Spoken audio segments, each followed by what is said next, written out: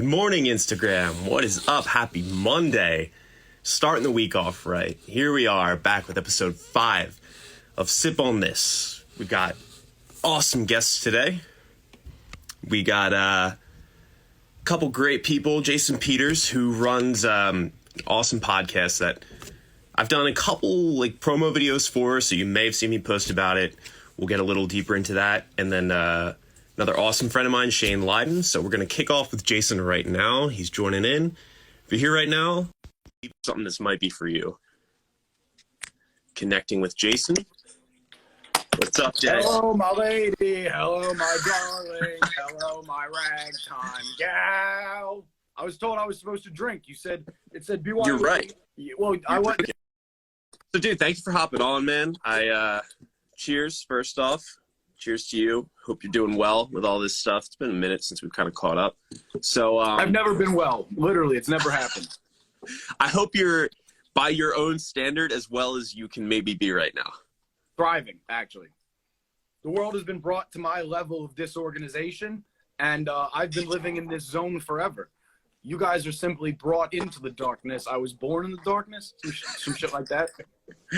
Dude, I was on one of these last week with a buddy of mine who he runs video business, all different types of stuff, and he's super nocturnal, and he was like, yeah, I'm fine with all this, man. The world's finally kind of running at my speed now. I'm like, yeah, dude, Ronnie, some people are just thriving. Nocturnal for the beginning of this. What'd you say? My roommate, Ronnie Praskanik, you know him. He tried to be fucking nocturnal for the first week of this. It's too tough. Yeah. Yeah, well, dude, there's literally no benefit. There's not a single benefit to being asleep during the day because we are not sloths. Main reason. That's enough reason for me.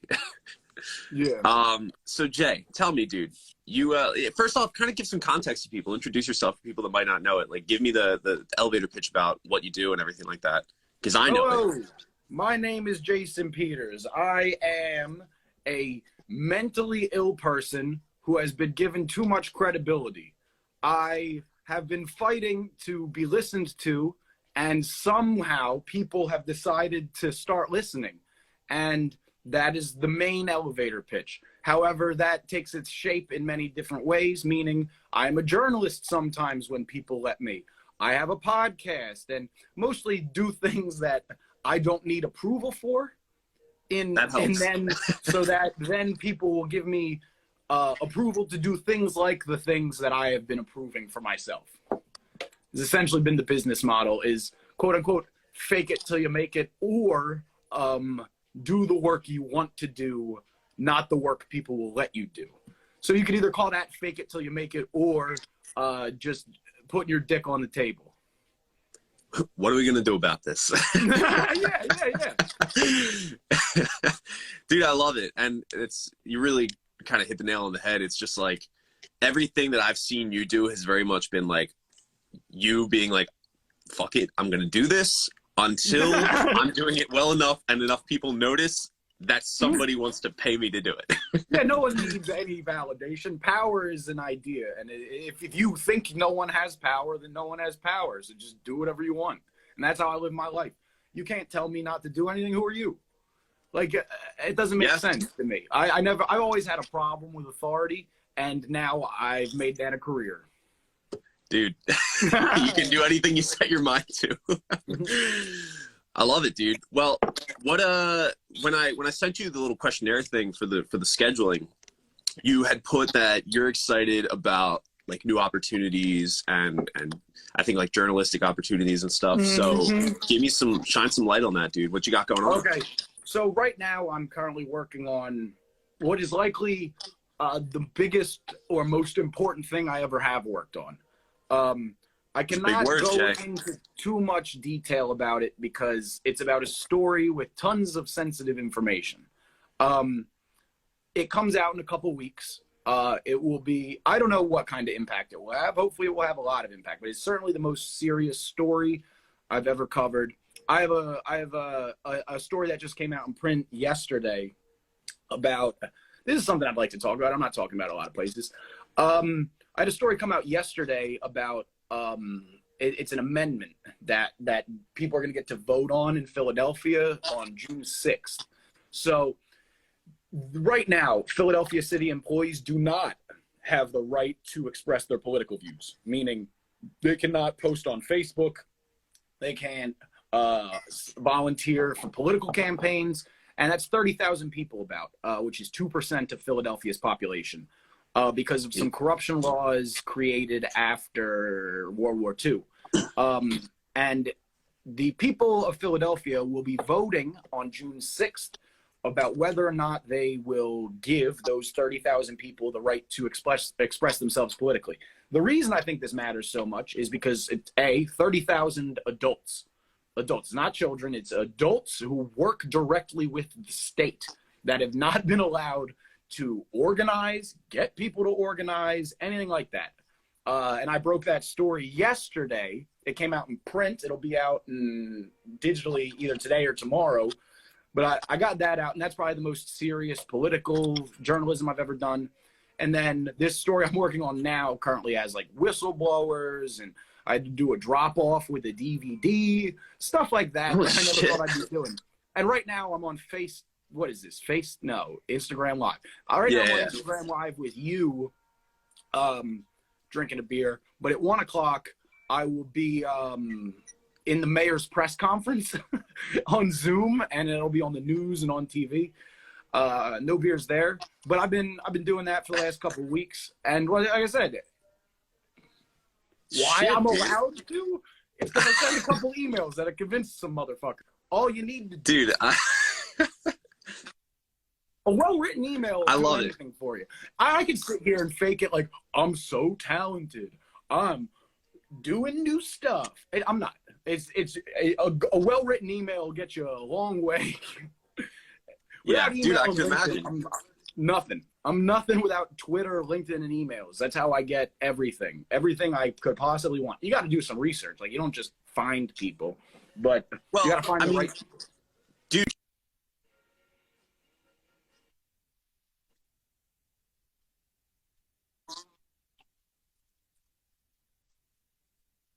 Is basically like all different lenses and perspectives of what will life be like in 100 years from now, you know, through all these different stories that kind of lead into it. Super well done. It's gotten like charted on different things. Go check it out if you're watching.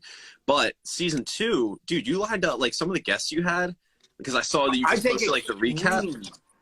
I take extreme pride in the guests I've been able to get, because once again, I'm poor, 25, I'm nobody. Look at my hair. Does this look like someone who has haircut money?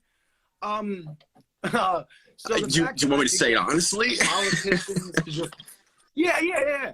It's just like, it's fucking bananas. The fact that like I could get somebody like the dude I got for the first episode, Sebastian Gabriel. I don't know how much money he has. I don't know why he took the time to talk to me, but he's the guy who invented that little dinosaur game. Something that's in all of our lives, like stuff like that, the foam finger. My whole shtick creatively is you will never see something out of me that you could get anywhere else. That's my only rule. Because if someone else can do it, I don't want to do it. I don't want to have a competing sports podcast. I don't want to be talking about climate change all the time. And if I do talk about climate change, it'll be in a Guantanamo Bay episode. Because fuck you. Everything's tied together. There is no single topic that is a monolith. You can't talk about one thing without talking about 100 other things, which makes it useless to talk about anything. There's that nihilistic view that we love. So why even do it? Yeah, I don't get to talk about this stuff a lot, but like at the end of the day, who cares about? And that can be put on anything. Like my worldview is essentially that make the most out of the life that you're given, and just do whatever you want. As long as you have a good moral center, not a good moral center, or a general idea of what it is you want to do or accomplish, do anything if you're convinced. And when you're wrong, people will tell you you're wrong. And that's how you learn that you were wrong. I mean, dude, it sounds like you've figured it out to a system at this point, and it's worked for you. I spent like the first 22 years of my life failing unbelievably. I would fail and I'd alienate people, and guess what I still do from time to time? Fail and alienate people, because you can't consistent. please everybody. I say it all the time. My podcast is not for my friends. My podcast is not for my family. How many of you listen to other podcasts? Like, my friends don't listen to podcasts. My friends don't read books. My friends don't give a fuck about fiscal budgets. My shit is for other people. And people don't understand that. They think everything's supposed to be for them because they've been eating Burger King too long. Have it your way. It's too much. Dude, that's a good way to put it. And I think a lot of people get caught up in that because they limit themselves and their circle to like, well, these are the people that are around me right now. And if I start doing this thing that I really want to do, what are they going to think of it? And yeah, I think that holds too many people back, dude. Top 40 radio, and you think that all songs are supposed to be clean and everything's supposed to sound a certain way. I don't give a fuck about my audio quality on my podcast. You want to know why? Because audio producers aren't listening. Yep. My audience is not audio producers who care about pristine audio quality. So for me to spend hours and money mastering shit, I'm sorry, it's just no interest. And that's why I always mention that I'm an independent guy, so that when media producers listen, they will hear the qualities that I want them to hear. And if something's wrong, they'll be like, well, it's one guy. Yeah, exactly. You got that framing set up from the beginning to be like, yo, this is how I'm doing it right now. Now, I know that you said something I would like to talk about? Yeah. The appearance of chaos. Okay. I like my brand, quote unquote. Yeah. I have a brand, Jason's brand. Yeah. It's like chaotic and you never know what you're gonna get. But that's because I don't tell you until the shit comes out. If I was just tweeting like, hey, this is what I'm making, look at who I talks to, you'd be like, that guy's, I know what he's doing. That's not chaotic. But it's just funny how people buy into shit. It's even on such a minuscule scale, because once again, I'm nobody.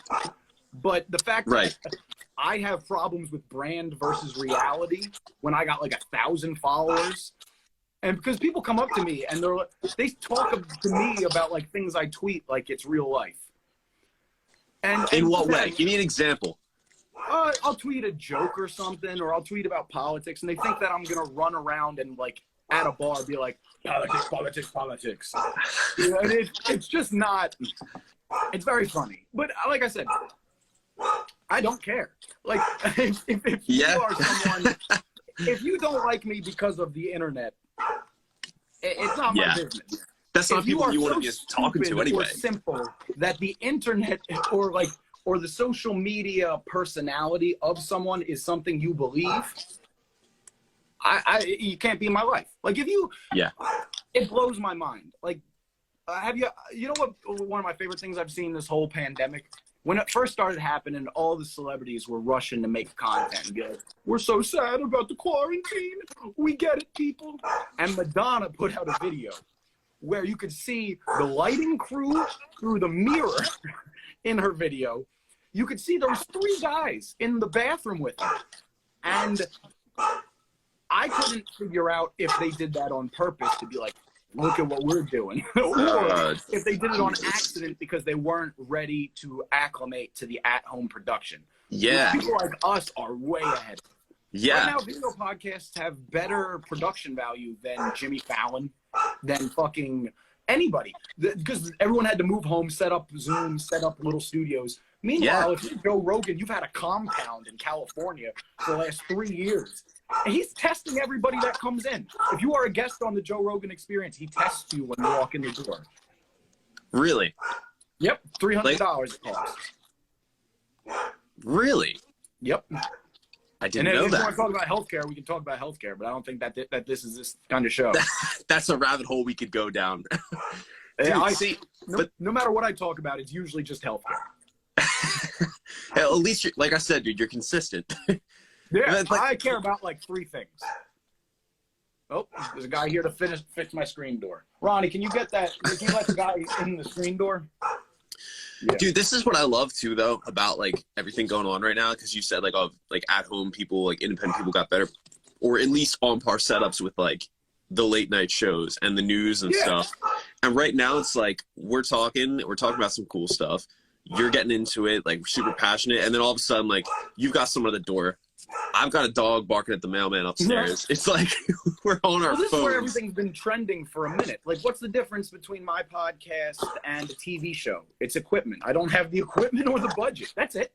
Yeah. I could host or be the host of any show if you gave me a chair and a camera. That's all I need. Yeah. Like, it's not that hard to make content. And the fact that content is so terrible and vast is an indictment of the entire industry. And like, no one cares. Like, no one cares that Ronnie's walking behind me. No one What's up, cares. Ronnie? Yeah, Dave says, "What's up, Ronnie?"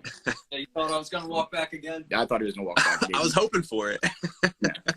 No, it's What's an. up, Dave? He says, "What's up?" No, it's no one cares.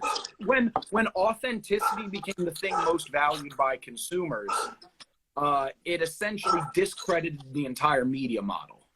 Yeah. Because something like Big the time. Jimmy Fallon show or yada yada, that's so fake and so scripted and terrible, can just be blown out of the water by something like the Joe Rogan Experience, which is two people talking for like 4.5 hours. If you would have told an NBC executive that people would be interested in people sitting across from each other and speculating about whether the earth is flat or not, just like two comedians who know nothing about anything sitting across from each other going, maybe we can solve the gun problem. There is not a ton more value in that, but I think that's why people like it, man. Because it doesn't, like, so many people, and myself included, are like saying, like, put value out there. But dude, a lot of the times it's like the shit that doesn't have any value whatsoever is what people want to watch. I was It's like, explaining this to Ronnie on the way here. So right now I'm working on this big investigative piece that I'm super proud of and I care about a lot. But if I would have turned to most newspapers or most media outlets and was like, hey, I have a friend who has the biggest ass in America, they would all ask me to cover the biggest ass in America before covering any big political story. And they'd be so happy. They'd take a picture of the ass and they'd put it on the front page. CNN would be world's biggest ass found. And we'd have a whole 24-hour media cycle about the world's biggest ass. And then we'd have people calling it fake. These people, my ass is bigger. It's not a real ass. It's injections. And that's how the media cycle works. It's all the same shit. and then it'd be gone. It'd be gone by next week. Because it doesn't matter. Remember the migrant caravans? Does anybody remember the fucking migrant caravans? Where are they? Are they here? Dude, nobody, no, it's fucking nobody knows. Let me tie a pretty little bow on it. And that's why no one is taking the coronavirus seriously. Because when you have a media that every 10 minutes tells you the sky is falling, the sky starts falling, and then you go, I don't trust anybody. Not the politicians who've been lying to us about everything from weapons of mass destruction to get us into the Iraq war to like what's in the water and if they're fixing the water, if healthcare is good or anything. And then you get a president you trust less, which is the current one. We don't even have to go there because it's so fucking obvious. There's no point in uttering the name. And then secondly, the media. We could both turn on, if I turned on CNN and you turned on Fox News, there's about 100% chance that one of them is running breaking news and it's something about the virus that we have known about since December. Yep. What is breaking about that news? And it's all funded by the people that we're supposedly fighting against. How can they show you the news about climate change, then run a Chevron commercial? Dude, I think nonsense. It's unadulterated nonsense. We live, once, the second that this country switched from a manufacturing economy to an economy based off ideas, we all started having the worst ideas because that's what circulates best. So we don't make anything other than bullshit in this country, and we build on top of that bullshit. Oh.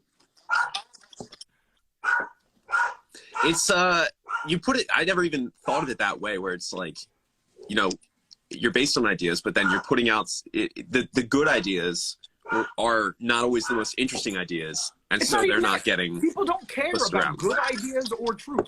Don't matter. Sincerely, don't matter at all. What matters most is what sounds the best and what is the loudest. So it's hard. It's all right. Coronavirus. It's hard to be like, there's not enough tests. The tests take long. We have a hard time getting the tests. So what does someone who understands this country do? Donald Trump. He goes, there's another pill and it will fix you. And then people go, yay, that's Yep. easier to deal with. Gonna go get that other pill. And then, that's easier. Least friction possible. Yeah, I mean that's how so much shit works. And you figure like when I'm just trying to think of like it all comes back to like my first like PR class I ever had, and how it's like, all right, the ways that you can spin stuff to be positive. And you nailed it on the head. It's like it's easy to say something like, oh, we're having difficulty, or it's not easy to say like, oh, we're having difficulty getting XYZ, but it's so much easier to say like we are working on getting XYZ, or like this thing will make it more possible. It's like that thing may not even be We're still if people like don't an actual thing. I am the chief pseudoscientist in my field. I focus a lot on psychology and how people understand things before I write them or create them, because that is what is most important. My opinions don't matter. What matters is what the reader takes from it, so, or the listener, yada yada. So you have to put yourself in their mind before you do it. But the problem with journalism is that most journalists think they're smarter than everybody. I do think I'm smarter than everybody. However, I knew there was a but. I understand that people need shit explained to them because I am mentally ill and focus on weird things. So, although I am smarter, You got the empathy, dude. My interests are so peculiar that it would be insane. Like, people care about different things. Someone could come on here who's way dumber than me and teach me everything about country music. And not just because dumb people like country, because I like sometimes. But like they might be dumb in the ways that I am smart, but they might like other things and have more information. And I think that's important. That's why I write about drug abuse, homelessness, stuff I know too much about because they bother me. And it all just comes down to money and the for-profit system at the end of the day. But these are the things caught up in that. Now, Jay, tell me. 1 second, I got to check my battery level. Yeah, do it, man. We're good. Cool. Now tell me, because you talked about a lot of stuff that Always am. Well, I know, and that's why I figured we'd have no problem shooting the shit right now. Talked about a lot of stuff that kind of is like this present day, everything going on right now, and it sucks. But I want to know, like, are there silver linings that you're finding right now? Absolutely. And what are they? You can like pop your head ones. It's encouraging that people are still trying, you know, like still trying to like connect, still trying to like get involved, like shit like that. As people, I think forced alone time, forced isolation will have a good benefit on a lot of people. Like people are too fucking soft and they need to, I think this will harden a lot of babies up. And I think, I like it. People, and I think this is inventory checking. Like it's time to get real. Like who's your real friends? Who do you care about? Like I don't miss everybody. There's tons of people I for sure don't miss. And I have no problem admitting that. And and the people I've reached out to and the people that I want to reach out to, those are the people that matter most. And I think that's an important, like, what is it? It's April 27th. If there's someone you haven't texted between February and April 27th, you don't care about them. You just don't. And it'll be nice to see how socially we change. There's obviously a lot of terrible, but I don't think that creatively this will make a lot of shit. Like, obviously, we're going to get a fuck ton of fucking movies with people wearing masks and gloves doing the shit. It's gonna be even more than we already had. No. This is gonna inspire some insufferable movies because it's gonna be because you can do so much with it. I've been thinking about this and I was like, I just want to avoid it because I was thinking about maybe I should write a quarantine thing. Everyone has that thought at least once during this. We're gonna get because you got to think about it. Now quarantine was a year of our lives. So here's what movie creators and directors are gonna do. They're gonna go a year of our life. Wow. So you're going to get one of those, you know how they release those movies Valentine's Day every year? Or like it's always a holiday and it's got 20 actors and they all get SAG and they use it to get their insurance for the year and they all take like 10 minutes to pretend they're in love with another A-lister and they put together an unfollowable movie. They do that every year for you fucking idiots. They attach For all like you a Masked pop Singer song to fans it. out They there. promote that. Yeah, and the holidays coming up, and they're like, a movie with the same name as the holiday? Wow. No, but they'll release one of those, but everyone will be wearing gloves and masks, and they'll be saying things like social distancing and like, ooh. And then there will be a horror one where it's like, oh my God, they kind of look similar, but they're wearing masks. That's gonna be one. Dude, I'm just there's gonna ready be, for a the haunted Hallmark comedy. Christmas movie with socially Yep. distant. A social distance Christmas? We better hope it doesn't get there. Oh, And Christ. either But way, they'll they still could do a it. fictional version and be like, what if it hit Christmas? Mm-hmm, It's going to be so irritating. And then there's going to be indie films that are going to try to do an avant-garde approach where they're only wearing like one glove or something, and you're wearing one glove. I mean, it's also It's two hands in one big glove. Like, anything. It's also predictable, and I'm not looking forward to that part of it. And there's a lot of stuff. I think there's going to be a lot of. I think this is going to hopefully it wakes people up to how fucked the healthcare industry is. It's going to put a lot of newspapers out of business. So hopefully we can change some models of how things are funded, how things are created. But I have no faith. well, dude, I think one of the big things that's happening is a lot of people realizing that like how technology is making different things possible right now. Like, dude, all the people working from home who maybe like can't trust it. have been told you can't work from home, but now they are all of a sudden. Like those people, when it comes back to it, they're not going to be like, yeah, I'm ready to come back in and be like, hey, But none of work this is from home options. trustworthy. Well, if I had to talk about all the good stuff, I'm going to talk about some of the bad stuff. Some people are just evil, and a lot of the evil people, like admittedly evil people, because there's evil people like that will be like, yeah, I'm a bad guy. I like doing bad guy stuff. I love it. And they are using this to sneak stuff in. Like just to do stuff. Like there's more people going to internment camps. Dictators are taking full power. States who hate gay people and abortion are sneaking in laws to fuck them. It's all, and I understand that. That is how any crisis like this works. People go, and the federal government did this too. Remember the first stimulus bill, that package before we got our checks? Remember? They were like, we're going to spend $2 billion. That was just tax cuts to make sure that fucking major corporations were safe.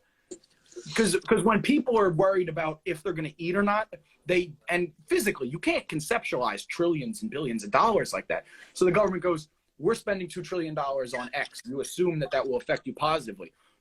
After they spent $2 trillion on fixing the economy, the fucking thing dropped because they all took all the money in bonuses. It's the same shit that happened in 2008. But for some reason, as a people, our brains can't go past like a month.